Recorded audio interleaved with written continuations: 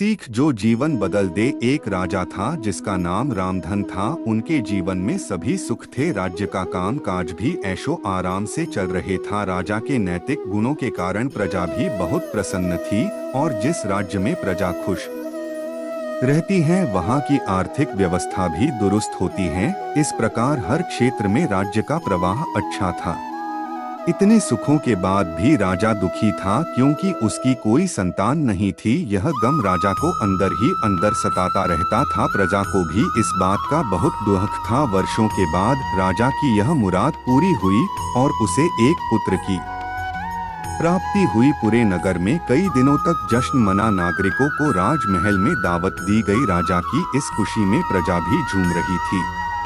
समय बीतता जा रहा था। राजकुमार का नाम नंदन सिंह रखा गया। पूजा पाठ एवं इंतजार के बाद राजा को संतान प्राप्त हुई थी, इसलिए उसे बड़े लाड़ प्यार से रखा जाता था। लेकिन अति किसी बात की अच्छी नहीं होती। अधिक लाड़ ने नंदन सिंह को बहुत बिगाड़ दिया था। बचपन में तो नंदन की सभी बातें दिल को लुभाती थी, पर बड़े होते होते यही बातें बदतमीजी लगने लगती हैं। नंदन बहुत ज्यादा जिद्दी हो गया था। उसके मन में अहंकार आ गया था। वो चाहता था कि प्रजा सदैव उसकी जय जयकार करे, उसकी प्रशंसा करे। उसकी बात ना सुनने पर वो कोलाहल मचा देता था। बेचारे सैनिकों को तो वो पैर की जुती ही समझता था। आए दिन उसका प्रकोप प्रजा पर उतरने लगा था। वो खुद को भगवान के समान पूजता देखना चाहता था। आयु तो बहुत कम थी, लेकिन अहम कई गुना बढ़ चुका था।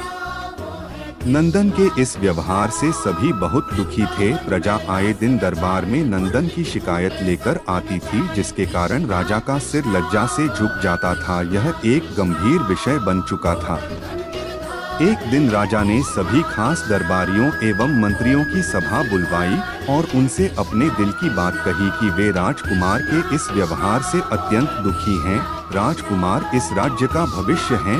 अगर उनका व्यवहार यही रहा तो राज्य की खुशहाली चंद दिनों में ही जाती रहेगी। दरबारी राजा को सांत्वना देते हैं और कहते हैं कि आप हिम्मत रखें, वरना प्रजा निस्सहाय हो जाएगी। मंत्री ने सुझाव दिया कि राजकुमार को एक उचित मार्गदर्शन एवं सामान्य जीवन के अनुभव की जरूरत है।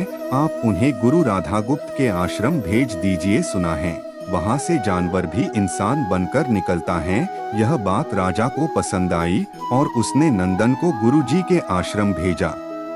अगले दिन राजा अपने पुत्र के साथ गुरुजी के आश्रम पहुँचे। राजा ने गुरु राधागुप्त के साथ अकेले में बात की और नंदन के विषय में सारी बातें कही। गुरुजी ने राजा को आश्वस्त किया कि वे जब अपने पुत्र से मिलेंगे तब उन्हें गर्व महसूस होगा। गुरुजी के ऐसे शब्द सुनकर राजा को शांति महसूस हुई और वे सहर्ष अपने पुत्र को आश्रम में छोड़कर राजमहल लौट गए। अगले दिन सुबह गुरु के खास चेले द्वारा नंदन को भिक्षा मांगकर खाने को कहा गया, जिसे सुनकर नंदन ने साफ इनकार कर दिया। चेले ने उसे कह दिया कि अगर पेट भरना है तो भिक्षा मांगनी होगी और भिक्षा का समय शाम तक ही है, अन्यथा भूखा रहना पड़ेगा। नंदन ने अपनी अकड़ में चेले की बात नहीं मानी और शाम होते होते उसे भूख लगने लगी, लेकिन उसे खाने को नहीं मिला। दूसरे दिन उसने भिक्षा मांगना शुरू किया। शुरुआत में उसके बोल के कारण उसे कोई भिक्षा नहीं देता था, लेकिन गुरुकुल में सभी के साथ बैठने पर उसे आधा पेट भोजन मिल जाता था। धीरे धीरे उसे मीठे बोल का महत्व समझ आने लगा और करीब 1 महीने बाद नंदन को भर पेट भोजन मिला, जिसके बाद उसके व्यवहार में बहुत से परिवर्तन आए।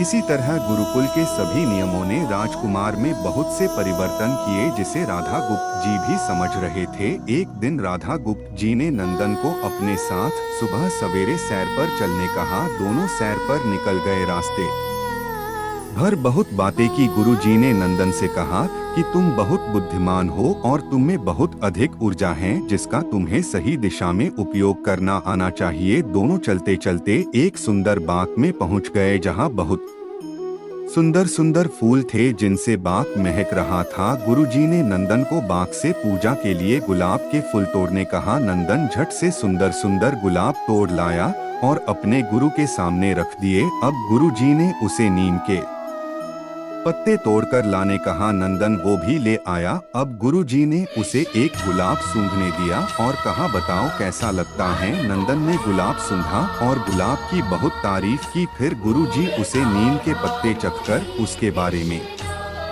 कहने को कहा। जैसे ही नंदन ने नीम के पत्ते खाए उसका मुंह कड़वा हो गया और उसने उसकी बहुत निंदा की और जतर कतर पीने का पानी ढूंढने लगा।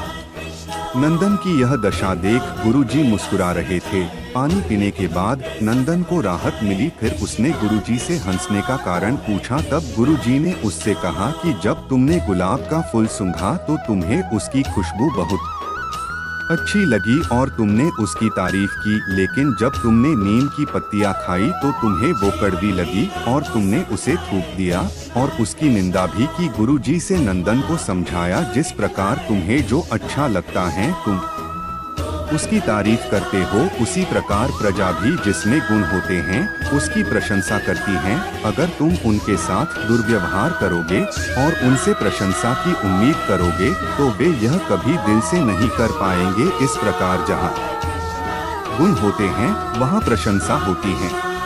नंदन को सभी बातें विस्तार से समझ आ जाती हैं और वो अपने महल लौट जाता है। नंदन में बहुत परिवर्तन आता है और वो बाद में एक सफल राजा बनता है। कहानी की शिक्षा, गुरु की सीख ने नंदन का जीवन ही बदल दिया। वो एक क्रूर राजकुमार से एक न्यायप्रिय दयालु राजा बन गया। इस कहानी से हमें यही शिक्षा मिलती है कि हम में गुण होंगे तो लोग हमें हमेशा पसंद करेंगे, लेकिन अगर हम अवगुणी हैं तो हमें प्रशंसा कभी नहीं मिल सकती।